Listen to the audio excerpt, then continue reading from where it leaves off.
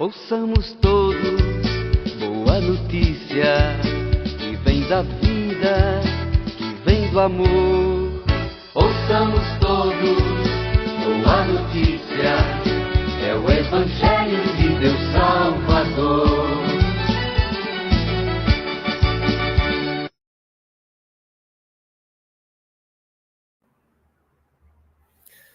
Salve, salve, meu povo! Bom dia, boa tarde, boa noite. Não sabemos exatamente que horas você vai acompanhar essa conversa do Evangelho para além dos tempos ou para além dos templos, como seria a sua interpretação.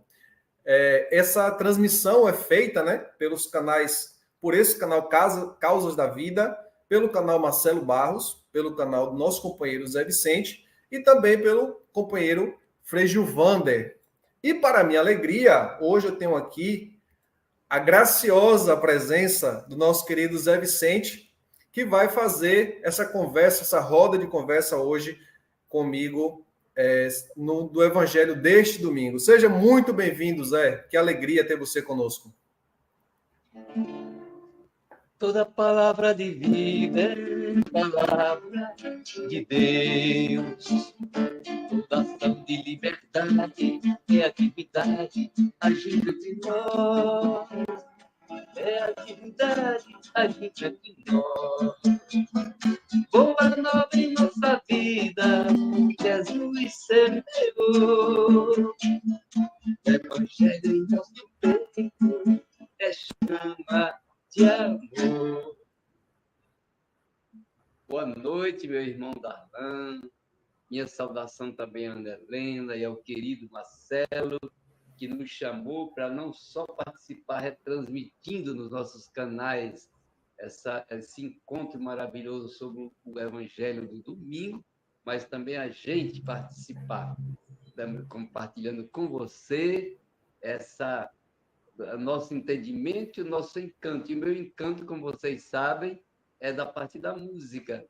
A música que é a palavra cantada com a humilde intenção de sempre encantar.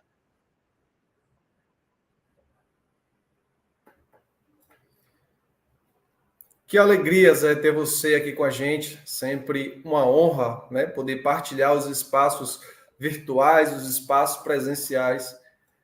Você também transmite esse evangelho, você transmite o evangelho através da música, né? Então, hoje, a sua presença, a nossa reflexão do evangelho também vai ser com música. E que alegria! Neste domingo, o evangelho proclamado nas igrejas é o evangelho de Marcos, capítulo 8, versículos 27 a 35. E aí, claro, como sempre, a gente faz, né, um apanhado desse evangelho. Então, Zé, diante da sua experiência, né, na caminhada libertadora, o que você nos diria para a gente como uma espécie de primeira palavra sobre o que significa esse evangelho que é proclamado em todas as igrejas hoje?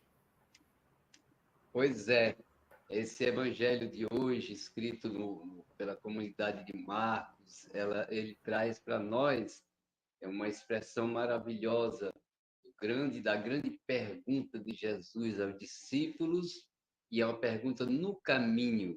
Jesus, que é aquele que dá o passo, que abre a perspectiva de um segmento sempre caminheiro, sempre do caminho, né? E é na região de Cesareia de Filipe, onde ele se encontra com os discípulos e discípulas, que Jesus faz aquela pesquisa de opinião pública, né? O que o pessoal anda falando que eu sou? E aí as respostas vêm em duas dimensões muito importantes para aquela época e para todos os tempos. Uma resposta que já está ali presente na opinião deles, ouvindo do povo, é que Jesus é um profeta na linha de Elias e na linha de João Batista, que são as duas grandes referências do profetismo de Israel, no ponto de partida com o maior profeta, que é Elias, e depois no grande, maior para nós, antes de Jesus, que é João Batista. E aí essa resposta é muito interessante, Jesus fica calado, né? Aceita, né? Na linha do profetismo. E quando ele devolve a pergunta para os discípulos, e vocês que dizem que eu sou? E a resposta vem numa outra dimensão do messianismo, do Messias esperado. E o Messias, naquele contexto, ele vem como, no inconsciente da história, da memória, como triunfal, aquele que vem reinar sobre Israel. E esta resposta, Jesus pede ou manda que eles fiquem calados. Muito forte isso, não é? E depois ele coloca a base do segmento. Quem quiser me seguir, toma cruz, me siga, renuncie, etc, etc. E os discípulos, tendo o porta-voz Pedro, reage, né? Fica em pânico, de certa maneira, e Jesus dá uma resposta duríssima que serve para Pedro e para todos nós quando a gente projeta um Messias desencarnado, triunfal, sem a dimensão humana do compromisso carnal, social, político, profético. E aí é que está a grande, parece a carteira de identidade do segmento a Jesus, né, minha gente? É isso que eu entendo desse ponto de partida do Evangelho. Que maravilha, resumo excelente. Eu acho que não poderia resumir melhor para nós, né? Traduzir aí esse evangelho completo em poucas palavras. Só que aí tem mais coisa para a gente esmiuçar desse evangelho, viu, Zé? Por exemplo, dando uma olhada básica, né?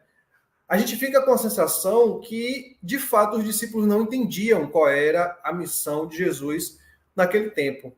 E aí, a minha pergunta é: você acha que hoje, inclusive, as pessoas ainda não conseguem entender o papel, a missão de Jesus na igreja, seja aquele Jesus daquela época que estava encarnado ali no meio do povo, ou até mesmo hoje, né? Esse Jesus que é apresentado para a gente hoje. Você também fica com essa sensação? Com certeza, né?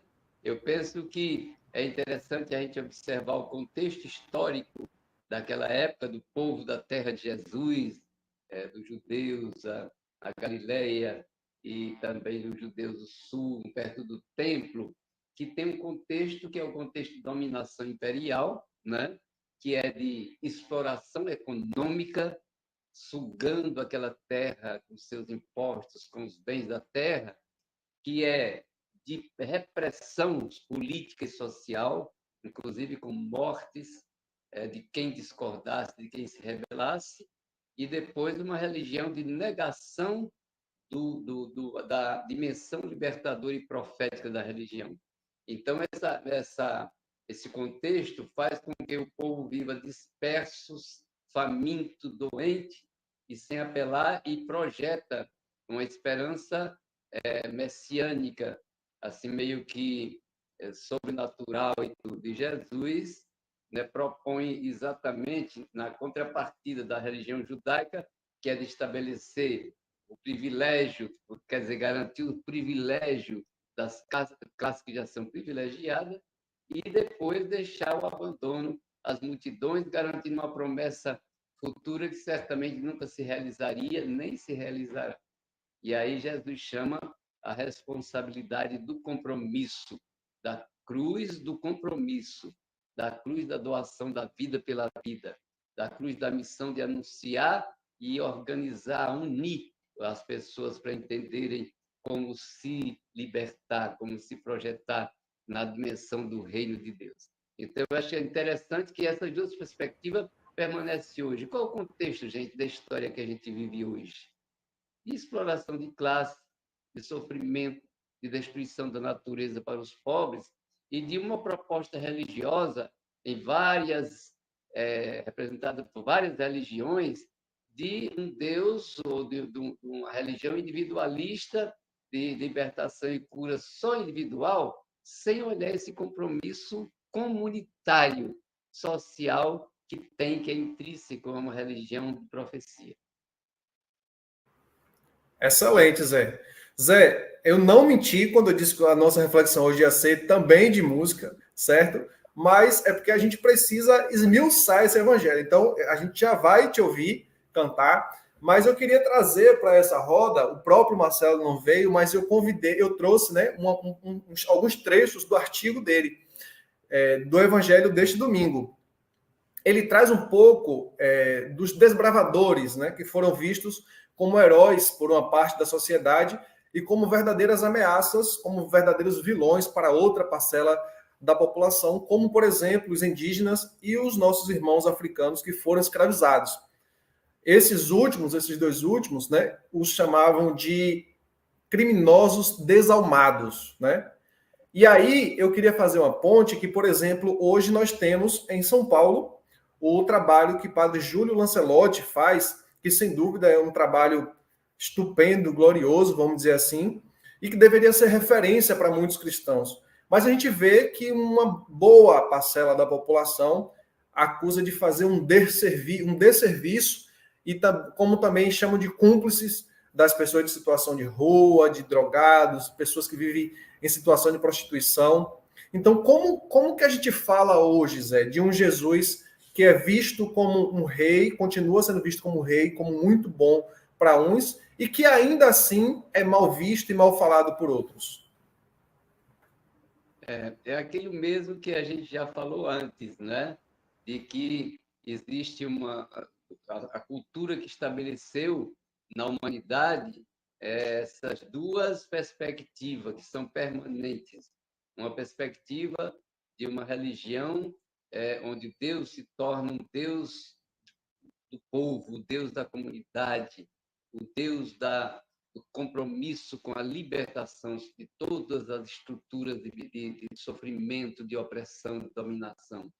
E a outra perspectiva de uma religião com certa tom de mágico, de ajudar, não, a gente vai resolver, a gente pode até fazer uma relação entre o que eu dou para Deus e o que Deus me dá, uma relação de troca. Então, essas duas perspectivas permanecem.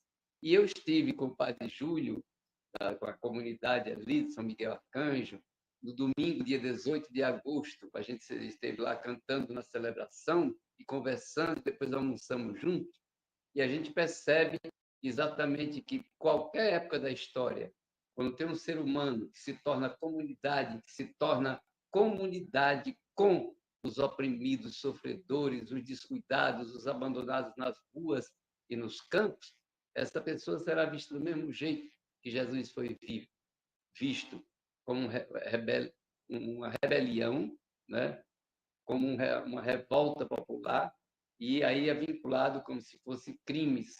É a mesma situação. E aí eu percebo que o desafio, inclusive com o Padre Júlio, é como ele cada vez mais fazer essa ligação e tornar-se não somente ele, indivíduo, profeta, mas toda a comunidade que está com ele, uma comunidade de profecia, que é para ele e para todos nós.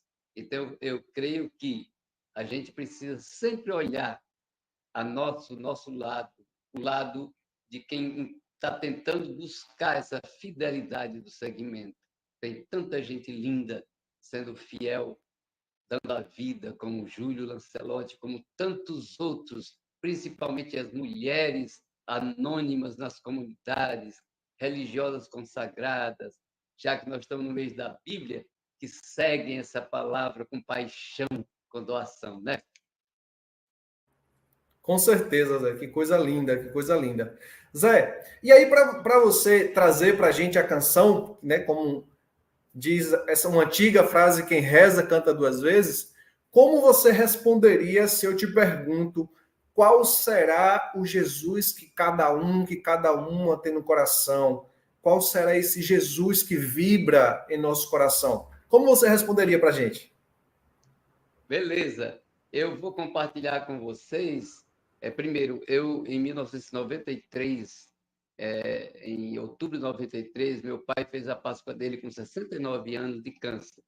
E um dia ele estava sentado lá no alpendezinho, na nossa varanda, olhando aquele sol quente da tarde, era um ano de muito pouca chuva, e eu fiquei exatamente com esse drama, olhando ele lá em silêncio e eu atrás, e pensando assim, o que significa ter a fé em Jesus, a fé em Deus, em momentos assim, de limites, de desafio para a gente.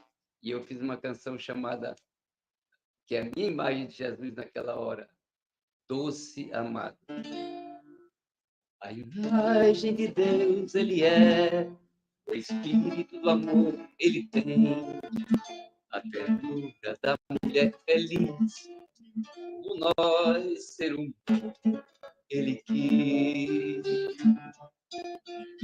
Ele é o caminho, verdade e vida, é a bebida pra festa boa, traz no seu rosto a nossa alegria.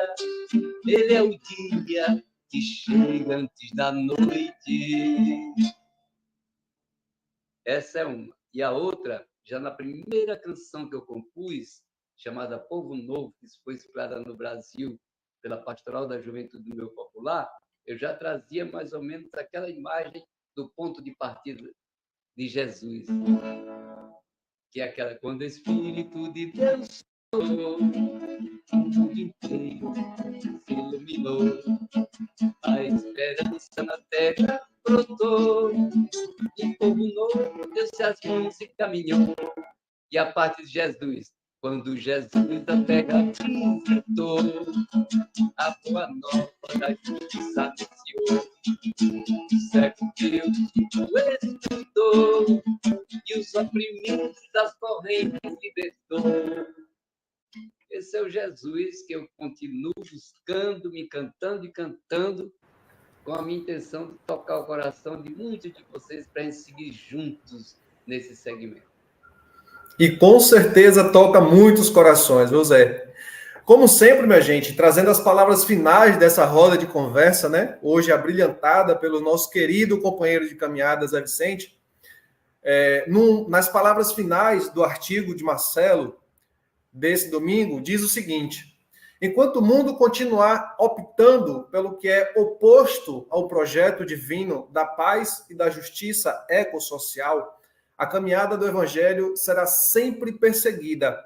E para quem segue Jesus nessa estrada, tem como horizonte não a vitória social e política, mas a cruz.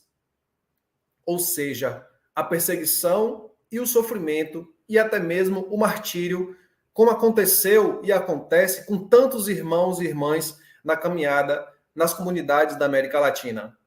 A ressurreição não se coloca como prêmio de consolação para quem deu a vida pela causa do Evangelho, e sim se manifesta em nós como energia de resistência e força de luta para perseverarmos na caminhada. E assim a gente termina a nossa roda de conversa de hoje. Acho digno que a gente termine com música, né, Zé? Com certeza, e não lembrar e não esquecer que Jesus, no Evangelho deste domingo, ele reporta e traz para ele a imagem do servo sofredor, libertador de Isaías. E a missão dele, ele sopra em nós. Ele nos chama, nos convoca para ser a missão de todos nós. É missão de todos nós. Eu chamo, eu quero ouvir a sua voz.